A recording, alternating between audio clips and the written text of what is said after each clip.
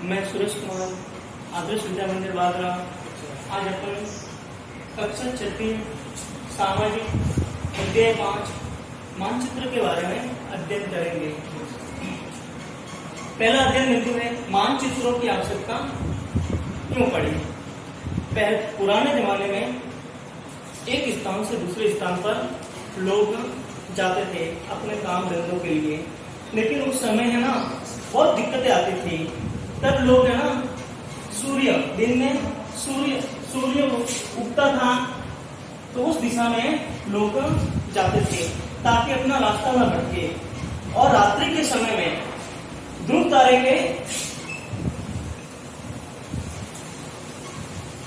तारा जो चमकता था उसकी दिशा में चलते थे। इस प्रकार से अपना रास्ता वो भटकते नहीं थे। लेकिन धीरे धीरे इसमें बहुत सारी समस्याएं आने लगी। उसके बाद में इन्होंने मानचित्र थोड़ा तैयार किया। उस समय मानचित्र बहुत ही अव्यवस्थित था, एक रेखा चित्र के रूप में बनाया और दीवारों पर उन्होंने बनाया ताकि कोई भी उनको देख सके और बाद में उसका परिणाम भी आ सके। देखिए मानचित्र का विकास है ना, पहले के जमाने में अलग टाइप के बनाते थे, लेकिन इनका विकास ईसा पूर्व में 3000 वर्ष पहले हुआ था।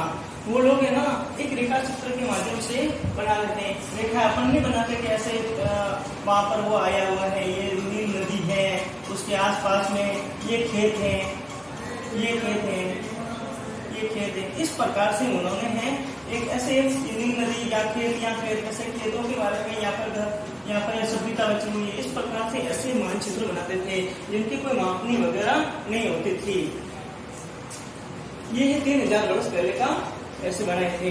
फिर इसके बाद में है यूनान वालों ने भी बनाए थे, ऐसे ही रेखा चित्रों का प्रयोग किया था। ये है 5वीं और 6वीं शताब्दी में बनाए गए थे। फिर इसके बाद में है ना एक पहले लोग है ना क्या मानते थे, पृथ्वी को ग्लोब नहीं मानते थे, ग्लोब के रूप में नहीं मानते थे। वो एक वृत्त के रूप में पृथ्वी को मानते थे, वृत्त के रूप में मानते थे, ग्लोब नहीं मानते थे।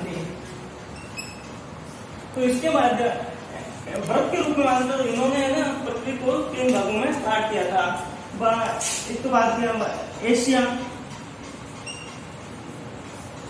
यूरोप और अफ्रीका।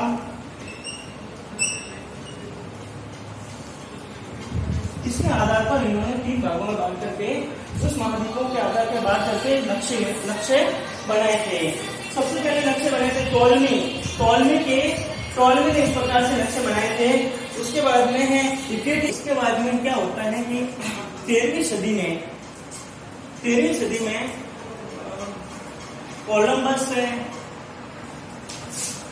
और वास्को डी गामा ने अपनी खोज की और उनको समुद्री यात्राएं करने लगे।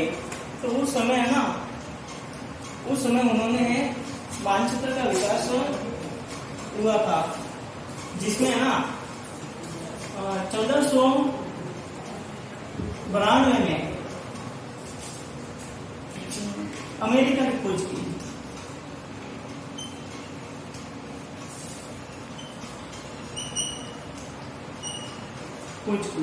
उसके बाद में 1458 में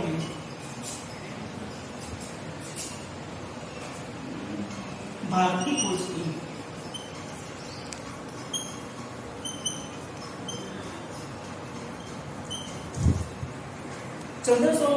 में अमेरिका की खोज करने वाला एक था, उसका नाम था कोलंबस।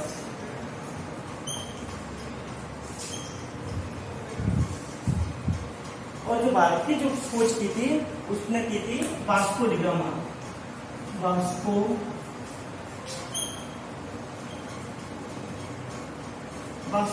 ने की थी।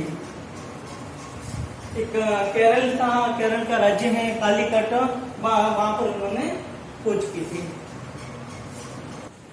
देखिए मानचित्र की क्या विशेषता होनी चाहिए। अपन जो मानचित्र बनाते हैं उसकी क्या विशेषता होनी चाहिए। एक ग्लोब के रूप में मानचित्र बनता है, एक तो ग्लोब के रूप में मानचित्र बनता है, एक मानचित्र बनता है इस प्रकार से मानचित्र भी बनाए जाते हैं। ये एक प्रकार का प्रतिरूप है। मानचित्र में दूरी, दिशा, आकार एवं आकृति को समतल सतह पर प्रदर्शित किया जा सकता है। किसी भी मानचित्र को अपन बहुत बड़ा आकार है किसी का, उसको है ना, एक उसकी दूरी को, उसके आकार को एक समतल सतह पर प्रदर्शित करके अपन को दूसरों को समझा सकते हैं या फिर दिखा सकते हैं। दूसरा देखिए, मानचित्र पर किन्हीं दो स्थानों के मध्य दूरी का पता लगाना आसान होता है। किसी भी मानचित्र को वो दूसरा भूभाग और ये भूभाग, इस भूभाग के बीच में कितनी दूरी है, कितने स्थान पर कितने किलोमीटर दूरी है, और उसके बारे में अपन आसान तरीके से मानचित्र के बारे में, मानचित्र से जानकारी प्राप्त कर सकते हैं। दूरी के साथ साथ मानचित्र पर किसी स्थान विशेष की दिशा भी ज्ञात की जा सकती है। कोई दिशा अपन को ज्ञात करना है तो अपन जैसे उत्तर दिशा है, उत्तर दिशा, तो उसको अपन एन के माध्यम से समझा सकते हैं, नॉर्थ। और इसके विपरीत दक्षिण, तो उसको साउथ के माध्यम से समझा सकते हैं। इसमें कंपास होता है जिसको दिशा सूचक यंत्र कहा जाता है। उस कंपास में थोड़ा बता देता हूं मैं कि कंपास ऐसा होता है, एक कंपास होता है, यहाँ पर एक केंद्र बिंदु होता है और यहाँ पर एक सुई लगी होती है, जो चुंबकीय सुई होती है, जो हमेशा उत्तर दिशा को दर्शाती है। ये सुई हमेशा उत्तर को दर्शाती है, इनकी नॉर्थ को दर्शाती है, और ये जो विपरीत होती है वो साउथ को दर्शाती है। इस प्रकार से अपन मानचित्र के ऊपर किसी भूभाग पर रखते हैं तो वहां की उस दिशा नॉर्थ वाला बताती है, तो अपन को पता चलता है कि इस तरफ नॉर्थ है, ये नक्शा नॉर्थ इस तरफ है, साउथ इस तरफ है। नक्शा चाहे किसी भी तरफ से अपन घुमाए, लेकिन वह नॉर्थ और साउथ इस कंपास के माध्यम से पता चलता है। ये एक दिशा सूचक यंत्र है। इसको तो इसके बारे में देखिए, मानचित्र निर्माण में पैमाने का उपयोग किया जाता है। अपन मानचित्र में पैमाने का उपयोग किया, बहुत सारा एरिया बहुत बड़ा होता है, 10-10 किलोमीटर 20-20 किलोमीटर दूर होता है, उसको दर्शाने के लिए अपन पैमाना लेते हैं। पैमाना अपन लेते हैं 1 सेमी बराबर, जैसे अपन ने लिया 1 सेमी बराबर 10 किलोमीटर ले लिया, बराबर 10 किलोमीटर 10 किलोमीटर ले लिया। तो यह एक बड़ा भूभाग को अपन एक पैमाने 1 सेमी में दर्शा दिया। 1 इंच 1 फीट अपन किसी भी में ले सकते हैं। तो बड़े भूभाग को एक छोटा भूभाग में अपन मानचित्र के रूप में दर्शा सकते हैं, बता भी सकते हैं। मानचित्रों में रूट चिन्हों का उपयोग किया जाता है। रूट चिन्हों का मतलब होता है अपन के पूरे अंतरराष्ट्रीय मतलब पूरे विश्व में एक ही तरह के रूट चिन्ह उपयोग में लिए जाते हैं, ताकि किसी देश की भाषा अलग अलग होती है, कहीं किसी को समझ में आती है, किसी को नहीं समझ में आती है, तो भाषाओं अलग अलग होती है। तो रूट चिन्हों के माध्यम से अपन को सबको पता चलता है कि एक ही तरह के पूरे अंतरराष्ट्रीय पूरे विश्व में एक तरह के रूट चिन्ह होते हैं।